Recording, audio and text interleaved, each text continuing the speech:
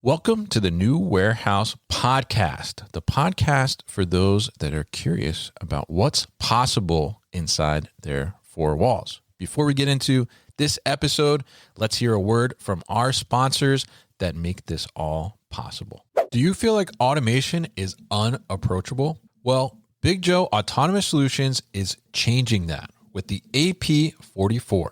The AP44 is a fully autonomous pallet truck built for real work.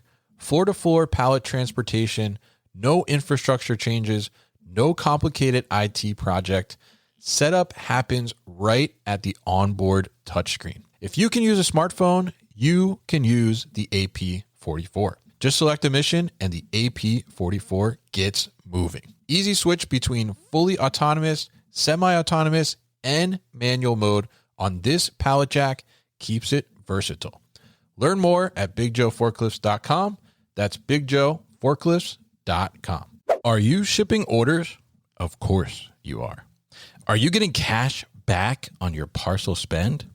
With Dash.fi, you can maximize cash back with their special focus on shipping spend. Leverage their corporate card platform to get cash back on your shipping spend and utilize their AI-powered audit tools to make sure your finances are tight. Don't leave money on the table. Check out Dash.fi at Dash.fi. Did you check your clipboard today? Throw that thing in the trash. It's time for a new way to run your dock and yard operations with Conduit. Streamline your dock scheduling, driver check-ins, yard management, and photo proof into one digital platform with Conduit's easy-to-use system. If you're still using clipboards, spreadsheets, whiteboards, or nothing at all, it's time to cut the chaos and get on Conduit. Go live in days, not months, at www.helloconduit.com/new warehouse. That's www.helloconduit.com/new warehouse. Temp agency let you down again? It's time for a different approach.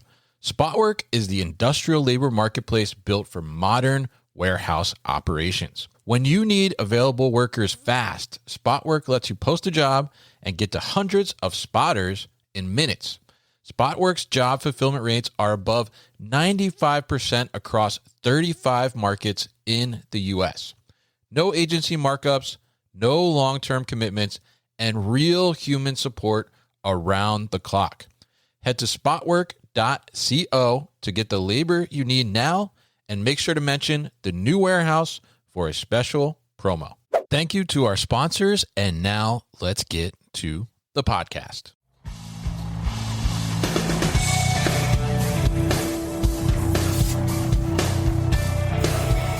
The New Warehouse Podcast, hosted by Kevin Lawton, is your source for insights and ideas from the distribution, transportation, and logistics industry.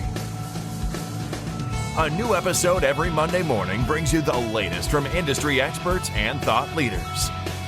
And now, here's Kevin.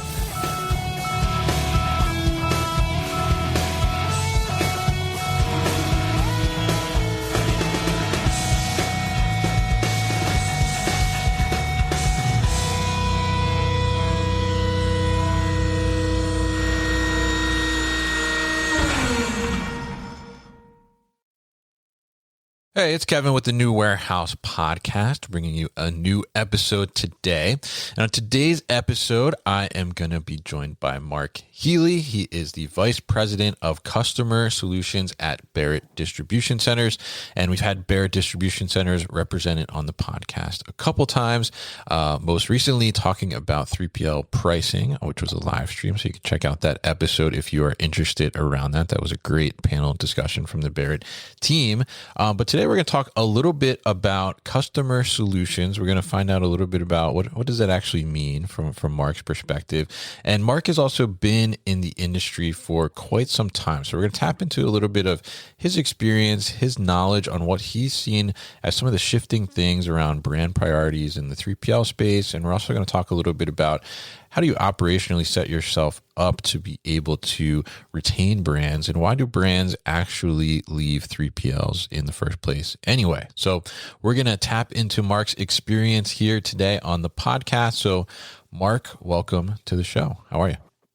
I'm doing well, Kevin. It's a pleasure to be here, and thanks for taking the time to invite me. And I look forward to learning as much from you as hopefully I have from the other podcasts that I've watched. And I know been speaking with Kat and I think Kent and Harrison and Brian previously. So I'm excited. Yeah, absolutely. Happy to get you on. And I will say Brian highly recommended you as a guest. So excited to talk to you here. Definitely. And so maybe for people that aren't familiar, just give us a brief overview of Barrett Distribution Centers and what it is you all do. Barrett Distribution Centers is a full service third-party logistics company. We're privately held, third generation, which is a bit unique, right? So Tim and Arthur Barrett, obviously Barrett Distribution, oversee the company. It was started by their family back in the early 1940s, and we've grown extensively. We're omni-channel, right? So we work in all verticals, whether it's footwear, apparel, health and beauty, wellness, food, consumer electronics, right? We handle a lot of verticals across all channels, right? So our customers will utilize us, whether it's direct to consumer or more on the retail or B2B or wholesale side of their fulfillment support needs. And as we've grown, we've added full service managed transportation solutions, IT solutions, analytics. So I think for our customers, hopefully we're a bit of a one-stop shop for them, which in the world, and Kevin, you probably see this as much or more than other people, right? You've got your smaller niche 3PLs. Mm-hmm. You've got those that are much, much, much larger than us that are out in the world. And we feel sort of in that middle area where we're fairly well sized and positioned to support our customers, but we're nimble enough to do so, right? We don't have to fit our customers into a certain window, right? If they come to us or they look for a particular solution or need some support with something, we try to figure it out and work with them rather than saying no. Mm-hmm. So Tim and Arthur have invested a lot of time, energy, capital into providing hopefully the best customer experience we can for our customers and new and prospective customers. Yeah, absolutely. And I think, being around since the 1940s, I think, got some staying power there for sure. And I guess in terms of like network size and things of that nature, I think you guys have around 26, 27 buildings, I think, if I remember. No, we're at this point in time, we're right at 19. Oh, 19. Okay. And that's geographically, sort of strategically around the U.S. Placed, and within the network. Once again, I think is a little bit unique than some of the other 3PLs. In addition to doing the multi-client typical warehouses or public warehouses, as people maybe on this pod will be sort of aware of, sure. We also manage and oversee managed client dedicated operations. So it's just one client within the four walls of the facility, and we specifically only support that client. So we can do both around the country, and we have. Yeah, absolutely. And I think, very interesting, the kind of approach there to do multiple different things, as you mentioned, even like some of the IT managed stuff and transportation things and things of that nature. So why don't you tell us a little bit about your role at Barrett, because you're VP of Customer Solutions, right? What does Customer Solutions actually mean? That's pretty encompassing. That's pretty broad. Yeah. I might have to look at change. I might need to change that a bit. But no, so it's unique, right? So I've known Tim and Arthur for almost 19 years. I've been with Barrett officially in this position for coming up on 16 years.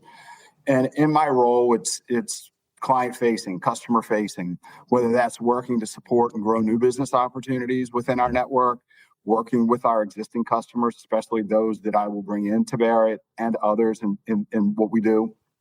And then I work on any number of other different projects that may come up, or new initiatives or things that we're thinking about or we start to see that potentially will add value both to our customers and then ultimately, hopefully, to us.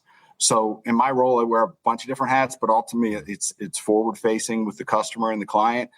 And solutions, I think, maybe good listener is probably a better way to maybe position that. I think I'm always looking to try to understand what is going to be success for our customers or prospective customers, and really try to figure out if there's a solution or a path to help them get there.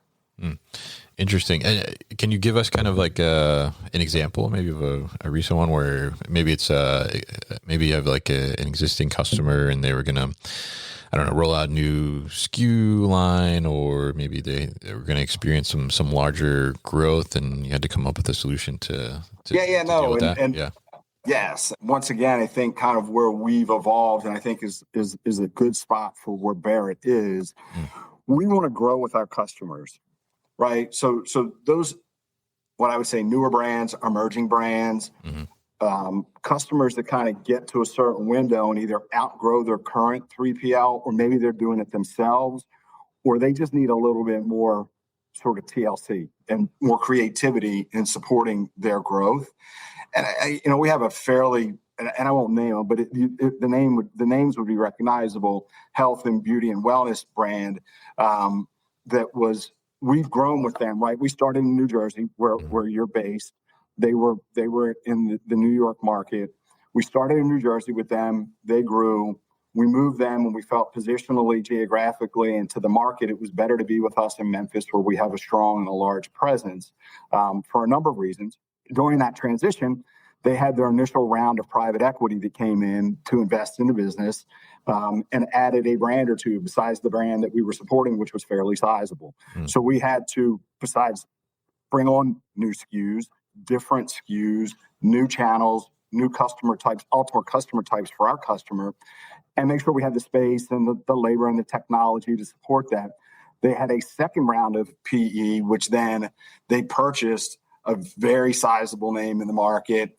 And what we've done over the last year and a half is created a full dedicated operation for them in the Memphis market that allowed us or allowed them to absorb all of these operations and brands now under one warehouse, which is with us. So it's across 4 or 5 different brands, multiple channels. They all have unique handling requirements, pack out requirements, all those types of things. But even though it's under one umbrella, it's specific to each one of the brands.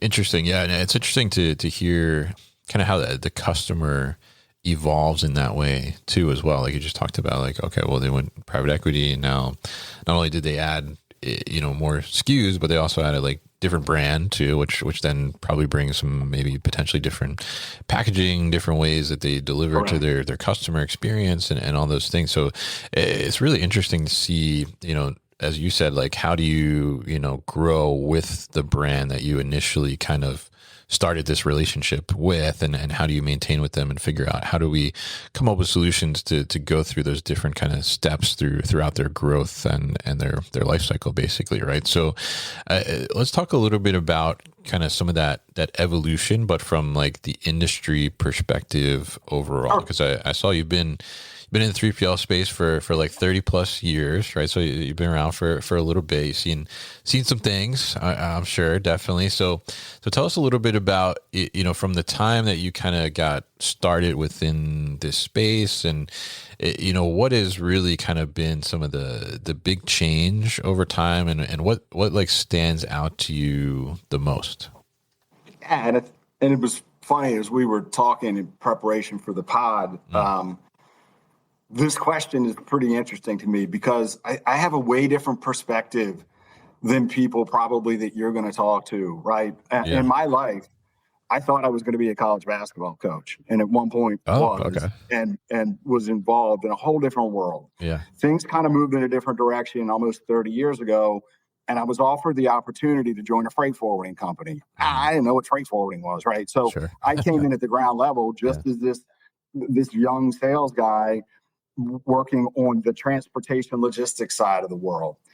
Over that period of time, I grew into overseeing the sales team and then became a partner in that business. And during that period, through a mutual client, small world, I was introduced to Tim and Arthur. We ended up opening one of the first operations outside of the greater Boston area with them, where I'm based in Baltimore. During that evolution, during that period of time, I ended up sort of just shifting out of what I was doing previously and moved fully over to Barrett. So in my 30 years, I've only been with 2 companies. Yeah. And I've only been in the industry because of the people that I met and the introductions and the things that I did. I didn't ever set out to go to a university or to a school for supply chain, or that I wanted to sort of get into the operational side of things. I like when I was in my other life and I met Tim and Arthur Barrett, I didn't even know what a SKU was. Sure. And so to see sort of the industry across, and I still maintain a relationship in my other company with a good friend of mine now that owns the company that started in the industry I actually hired. I see sort of it full circle, right? Inbound and outbound logistics and transportation, but then in our world in the fulfillment space. And there's just been the proliferation of growth is amazing between automation, the big thing. And I don't like just throwing the term around analytics, but just smart thinking and being able to make decisions and look at things in a whole different lens than I was able to even do 10 years ago, 15 years ago, 20 years ago, to the benefit of the customer, but also in support, right, of our business as well that supports the client. So, between automation, technology, just those types of tools, it's a toolbox. The toolbox has just gotten bigger now, where you set yourself apart in any perspective of your life, whatever you might do, regardless if you're in the world that I'm in or some other position. It's understanding how do you use the tools? How do the tools work from what you're listening to from your constituents, your customer base, your vendors, right? The ability to kind of navigate that noise and to make it customizable and make it work sets those apart from others, I think, when you maintain the right relationships. Yeah. And I think that's such a great way to put it, right? Because they're obviously, I mean, even in just the last couple of years, I mean, there's been incredible advancements in technology, especially within our space and operations, warehousing world, 3PLs in particular too. And I think it's amazing to see. It's super exciting. But to your point, right, like they're all tools, and how do we leverage those tools in the most effective way possible? And I think part of that too is also like, well, how do we know what tools actually make sense, and how do we know like what tools Correct. are we just getting just to have tools, right? In that sense, right? Excellent point. And I think, right, that if I'm being a good steward in my relationship with my customers and prospective customers, it's my job to help them navigate it, whether they end up working with Barrett or not. Right. I come across plenty of new customer opportunities that for whatever reason may not be a great fit, but I really try to listen and understand what that brand or what that company is looking to try to achieve. And then I try to find, just because I've been around a long time, a potentially better landing spot for them or someone, or as they're navigating it, try to give them some questions they didn't even think about maybe asking that'll keep them out of trouble with whomever they end up going to work with. So that's our responsibility, right? My responsibility isn't just to gin up sales, right? Sure. Right. And not in a pejorative way. My job is to build the right relationships and get and understand what the client is trying to achieve. If we do that, we have this customer triangle that's important to us at Barrett, that Tim Barrett preaches, and it's important. If we take care of our people and if we take care of our customers, the company will be taken care of, right? We'll eventually meet our goals and get where we need to get to. So there's all these different relationships, and it's not just with the customer, but it's with our own teams as well. You have to be a good listener, and you have to understand sort of what everyone's looking to try to achieve and help them get there. And sometimes it's not with us.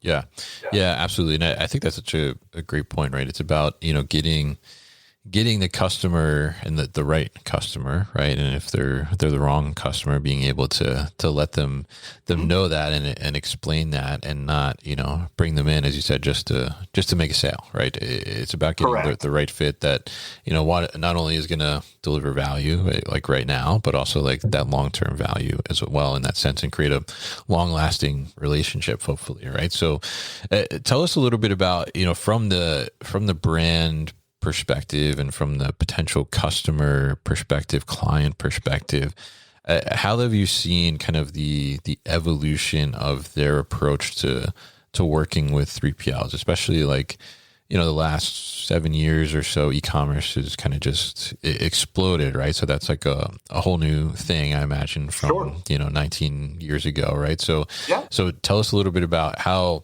have they kind of approached the way they assess or look at working with the 3PL? Maybe even like, how do they weigh the option of 3PL versus doing their own fulfillment themselves? Like, what does that look like? As when I get introduced and I talk to people the first time, right, and it's more for those emerging brands that are growing. Sure, there's the Fortune 500 and 1,000 companies that are very sophisticated, right? They've got people that have been around, and but they have their own needs, right? And things are important there. But more so for the customers that tend to really be a good fit for us, it can be overwhelming and it can be a bit intimidating, right? The analogy that I use most times when I talk to people the first time is it's like moving your house, right? Think about, if you go to buy a house or move into a new condo or an apartment, right? You've got a lot of choices and you got to kind of narrow that down to what's important to you. It may not be important to someone else that's looking for a house, right? And what they're doing. And even then, when you narrow it down and you come to what you think to do, you got to make the decision, right? And you have to feel good about that. And there's always that blind spot where you're a little unsure. And then the whole transition and the whole move itself, I'm going to use the word painful. Might not be the best word, but have you moved before? Yeah. Kev, like even if you're going to the best house and you're super excited, nobody wakes up saying it's moving day. Let's go. This is going to be this is great. Yeah. Right. So I think the ability to listen and navigate and work with customers to really understand how they're going to define success. What is success to them in the relationship, whether they've been doing it themselves and are looking for a new 3PL or are moving from a 3PL, right? Those are two different things. And it's going to be different from every customer, from every experience. But if we do a good job asking those questions and understanding it, that allows me, going back to the toolbox, then to go back with my team as we get into the sales relationship and as we start to do more discovery and uncover things and work together, that it's customized, it's specific to what we're listening to and what we're hearing you say to us, right? Some customers, that analytics is really important because they've got to be able to provide that reporting to private equity, right? Because people are looking at every last touch, every last dollar, SLAs, KPIs, things like that. For other customers, it's, hey, I need to feel comfortable that you're not going to make me choose which order goes out the door today because I'm omni-channel, right? I got my retailers, I got to ship to the Dick's Sporting Goods and the Walmarts and the Targets. But then I also have some smaller mom and pop boutique stores. Oh, and by the way, I have my own proprietary website that does thousands of orders a day. And I might do drop ship off of some other sites as well. So across that board, in a given time or space of the year and a day, that's thousands of orders. They need to feel comfortable that their 3PL can support all of that, right? I can't just turn one off for a week, right? Because that's gonna have a very poor impact on their customers and their growth. So I think it's just, and I keep going back to it, I think if we do a good job of listening, defining with the customer, having them play it back, right? That they're in agreement with us, right? We're in agreement that these are the 3 or 4 things that are most important, right? Budget's always going to be there, right? You got there's always going to be the cost of doing it, but it isn't a cost, it's a value, right? If you glean that there's value in this and you're getting these boxes checked, then everyone probably for the most part is going to be happy and you're going to move forward in the relationship. To your point earlier in the pod is customers get to a point where either in their own world doing it or with a 3PL where those boxes aren't being checked and they feel that they're not being listened to and they're not being responded to. And now they're just another customer or they're just another order that hasn't gotten out the door. Yeah. That grows, like any other poor relationship, that grows over time to a tipping point. And that's usually when a prospective customer then starts kicking the tires or looking elsewhere. Yeah. And I'm curious, how do you approach that? Because I hear that often, right? And I think it's unfortunate, right, that in some cases, just the 3PL in itself, from in a brand perspective, has gotten a bad connotation around it because they've had a bad experience, like you mentioned, like their orders are not getting shipped on time. There's a backlog. They've lost inventory, whatever the case may be, right? They're unresponsive, whatever that is, right? So when you have someone that has problems like that and they're coming to you and they're like, hey, we had these problems, we're trying to fix this, we need to make a change to stay in business or keep moving and pushing forward.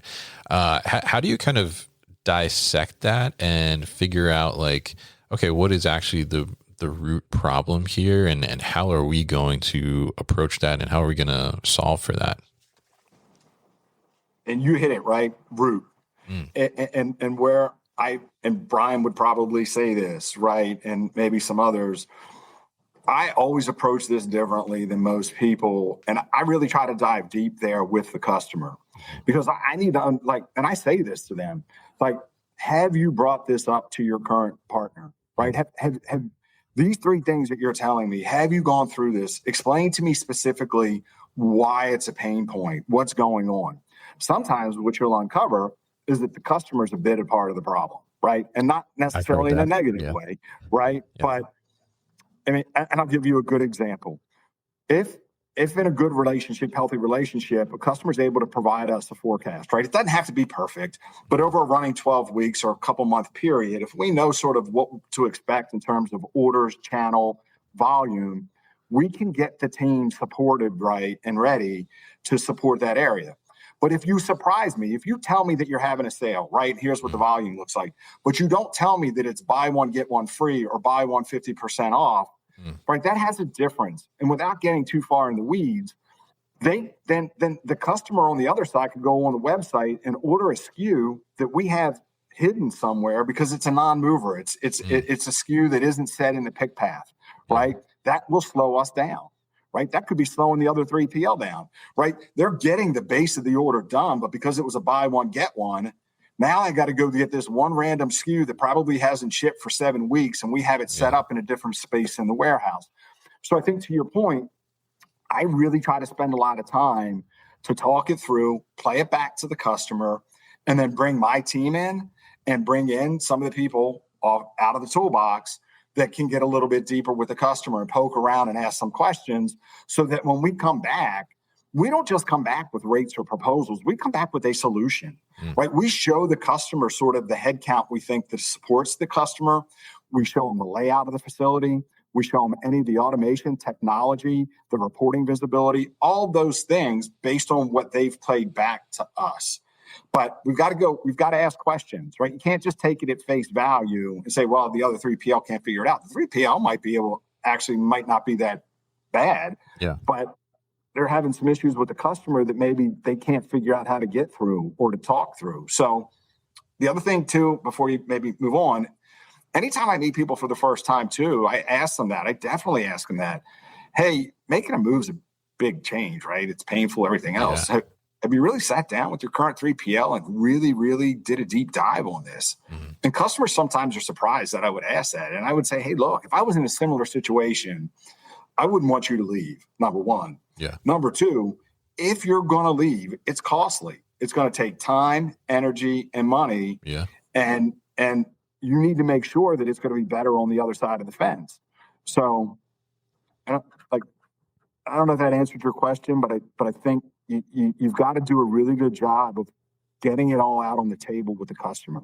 Yeah, no, I think that's a great explanation there, because I think it is, and I've certainly heard cases too where it's like, all right, well, this company, they're on like their third 3PL in the last like 2 years or something like that, and you're kind of like, all right, well, what's going on here? And it's like, and I think somebody's probably not asking them those questions, where the brand needs to like kind of look at themselves and say like, all right, well, are we being as transparent as possible? Are we asking the right questions of the 3PL to figure this out and smooth this out? Because to your point, I mean, it's not as easy as, unplug and plug into a new 3PL. I mean, there's a lot that goes on there, especially if you have a lot of inventory, you got a lot of SKUs, whatever the case may be, to make that move even happen and that transition happen in the first place, right? So now, from that perspective, I mean, we talked kind of like a little bit about how do you kind of dissect and figure out like, well, what's really happening here?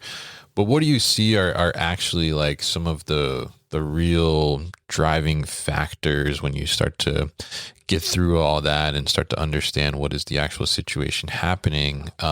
what are some of the actual driving factors that you see are kind of most common, or especially like in recent time, like for 3PLs or for brands to leave the 3PL that they're with? What is typically kind of like that breaking point? So we have a couple offsites a year, and when I'm able to get with, and I interact almost with everybody in the company regularly, but when I'm in a smaller group of leadership and we're in an offsite, I try to convey to them like, hey, there's probably 4 or 5 things I hear all the time from customers, right? So if we can stay on top of these in our own house, right, then we're going to potentially, most likely, keep our customers happy, right? First is proactive communication, right? There's a term that I use that I think not others use now, is we should be in a position as the professionals to look around corners for our customers. Their job is to figure out how to get my footwear, this best piece of footwear, sold in the market, and what that differentiator is, or what the skincare or hair care line is, or consumer electronic, right? They're not 3PL or logistical or supply chain experts, right? They're looking for us more than just the basic block and tackling of good receipts, clean put away, good inventory controls, and get my order out accurately. They are valuing and looking for a relationship for somebody that says, hey, if we pack this out a bit differently, it's going to arrive safely and maybe not damaged, more likely than not. Or, hey, if we package this differently, it'll get there more cost effectively than what we're doing now, right? Those types of things. So I think proactive communication, I think looking around corners, I think responsive communication.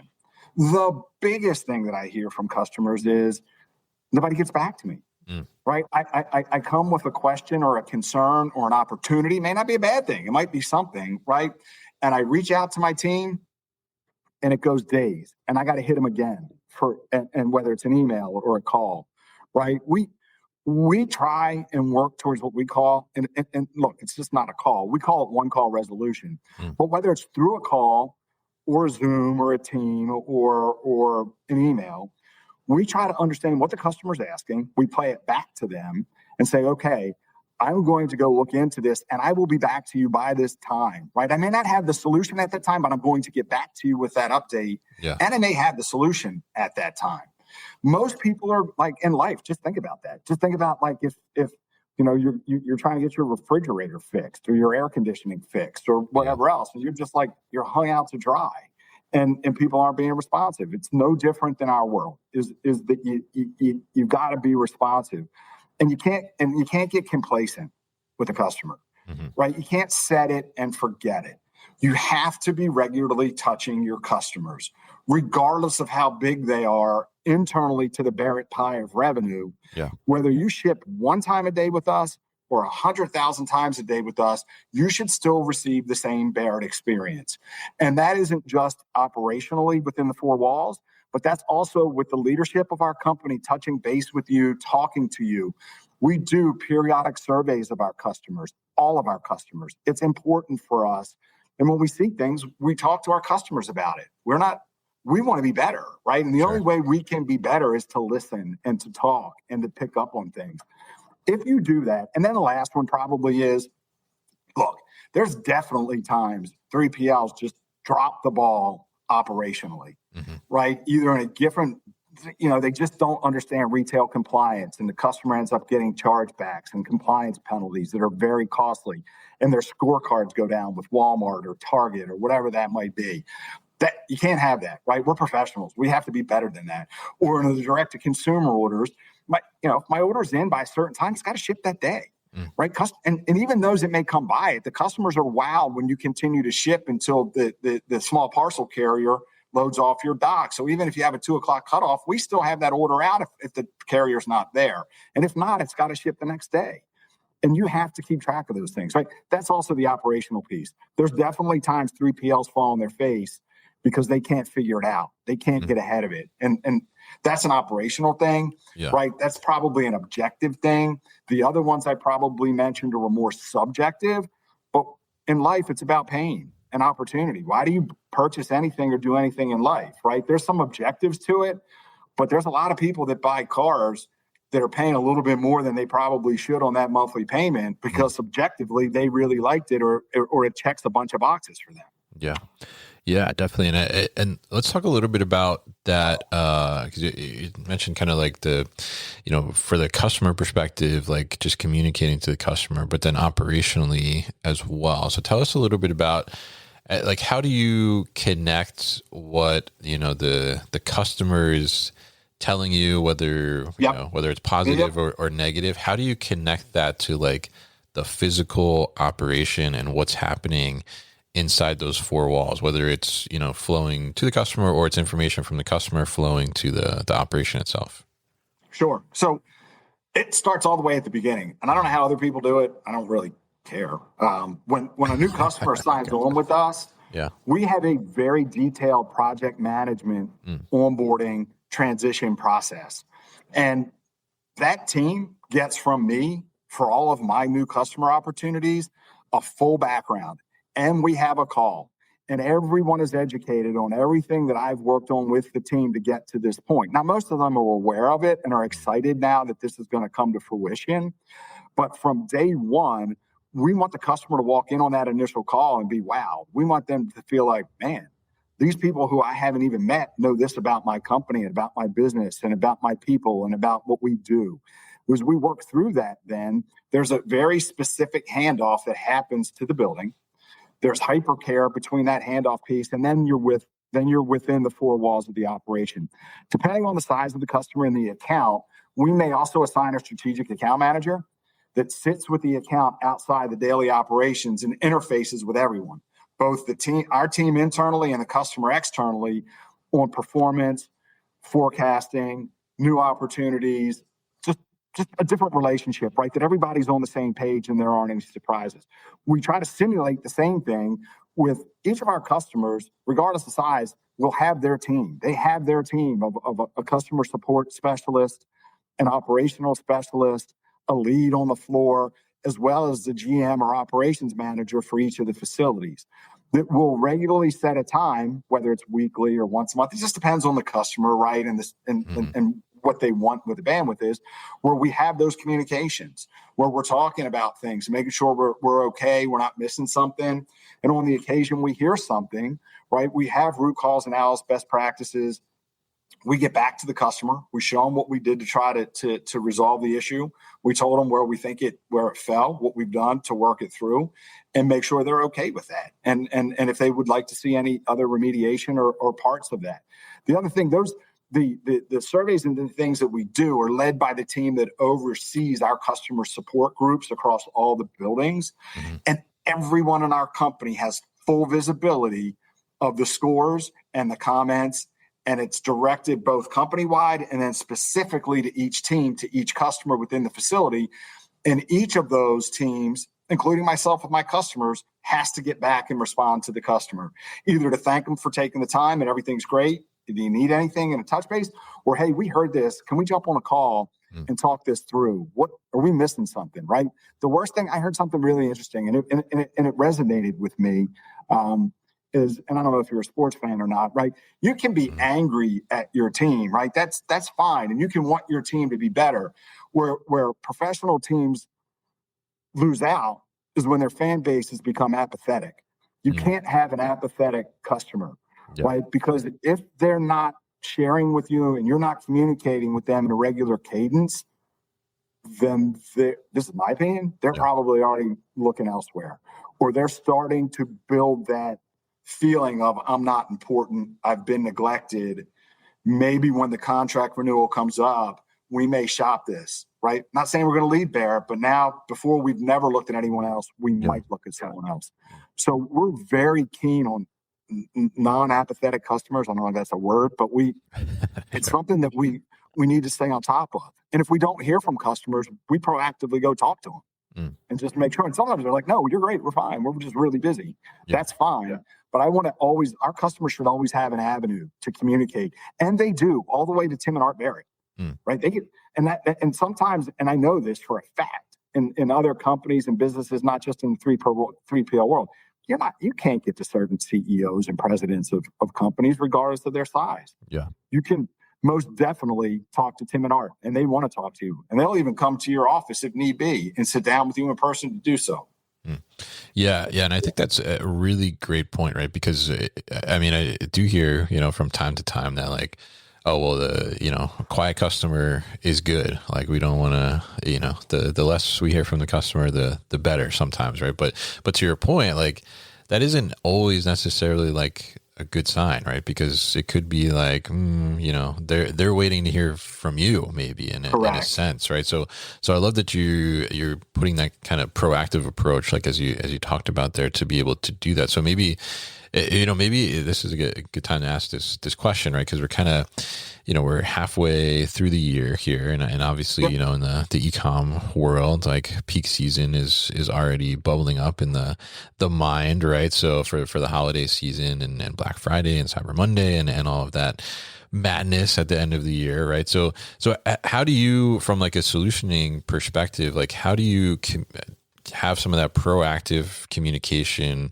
with the clients on what their peak season is going to look like, and then how do you take that and let's translate that into what type of solutions operationally do we need to adjust or come up with to be able to be ready to kill it for peak season for them? Yep. I'll go back to what I said a couple of minutes ago. If we're doing a good job, we should be doing this year round. Yeah. Right. Peak is peak. Right. But we shouldn't just be popping our heads up. Our facilities and our leadership in those facilities in customer support, operations, strategic account management, sales, if in each one of our 19 operations with those customers, we're in a regular, good communicative cadence with them, then as we get to this time of the year, right, the numbers just change. But it's not like, hey, we're popping up now and you want to let us know what we're doing. We're always looking to flex and work with you to get orders in and out and labor and special projects and VAS. We didn't talk about VAS, value-added services, and things like that get thrown in that need to be done. But to your question, if we're doing that through the year, this is just another monthly, quarterly conversation with leadership in the facility, with the customer, saying, here's what you're showing us, making sure there's no surprises. Here's how we're going to look to support it. Is there anything in your world we need to be aware of, right? Or some containers being delayed, right? Which then will impact the facility, right? Because you got to get the product in if you want it to ship back out. We may also have orders that need to get out as well. Anything like that. So if we're in regular communication and we have good visibility, we should not be surprised. And we should be able to the best of our ability, meet those, service level agreements and KPIs and things like that, where the customer's happy, whether it's at peak in November or it's in April because it's a spring sale or Mother's Day or whatever it might be. But it's a good question because I do hear this. Like I think our customers, especially newer ones, are surprised how much we're involved with them when they come to us. Sometimes they're kind of like, we're good, like we're okay, like we're good. Because I think in their previous experiences and where they were coming from, Kevin, that's the only time they were getting heard from. Either when there was an issue or, hey, it's peak, we're 6 weeks out, here's what we have. Yeah. We want to stay ahead of that. Our customers are always growing. They're omni-channel, different times of the year. Like it isn't just end of year peak anymore. And I think a lot of people learned that coming out of COVID too. Sure. So yeah. And I love that approach. I think that makes a lot of sense, right? That this is just like part of the regular cadence, right? It isn't like you can't study to the test. Yeah. It isn't all of a sudden like, like peak is around the corner. Let's figure this out and what's it going to look like, and right. Now we're going to scramble a little bit to get things together, and maybe we deliver, maybe we don't deliver. Like, what's going to really happen? Yeah, that's when you get the finger pointing, right? Yes, that's where you get like both sides like going back and forth at one another. Yeah. Whereas, if you build the right habits and you stay committed to those habits with the customer, then you should be good. And the customers get it, right? Nobody wants to wake up and fail every day. Yeah. Everybody, the customer wants to sell and get that out. They also know sometimes when they put us under the gun, where they're like, because we're having those communications, they're like, hey, sorry, but how can we work through this together? And that's the best relationship, because we'll figure it out. Like, we got to work a Saturday or a Sunday or an extra shift or whatever. We'll figure it out, right? But let's align on what the expectation is and how we got here, and let's solve it together. Yeah, absolutely. And I think that makes a lot of sense, definitely. And, it's been great talking to you today, Mark, and kind of going through, how do you approach this from, connecting, because you're kind of in the middle, it seems, is kind of the take I have, is that like you're in the middle between the customer and the actual operation that's, making the physical part happen. And how do we make sure both are on the same page, both are, being proactive, as you said today, and, making sure that we're able to deliver on what we promised to the customer, and making sure that the customer is the right fit at the end of the day too, as well, which I think makes a lot of sense. So really appreciate you coming on the show and talking with us here. It's great to learn from you and hear some of your perspectives here on the 3PL world. If people are interested in learning more about Barrett Distribution Centers or getting in touch, what's the best way to do that? Yeah, obviously you can visit our website, barrettdistribution.com. We're out heavily, as you're aware, right? If you follow Barrett Distribution, or even Mark Healy, right? If you follow on LinkedIn, Instagram, X, we're out there. We're out there, and a lot of it's co-branding with our customers, right? Telling great stories and having these types of conversations with you and others that are out there. But you should be able to find us at barrettdistribution.com. You can find me out on LinkedIn. I'll respond to anything, even, whether it's on X, Instagram, and whether it's a direct message, I'm always available.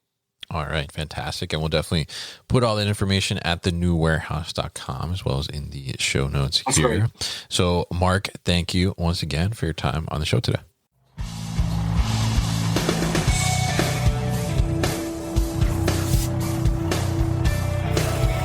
You've been listening to the New Warehouse Podcast with Kevin Lawton.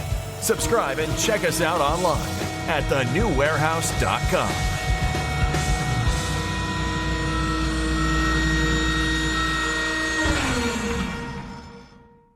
Enjoyed this episode? Make sure you are subscribed to the podcast, and for more content from the New Warehouse, find us on LinkedIn and YouTube. Links to subscribe can be found in the show notes, and for everything The New Warehouse, head to thenewwarehouse.com.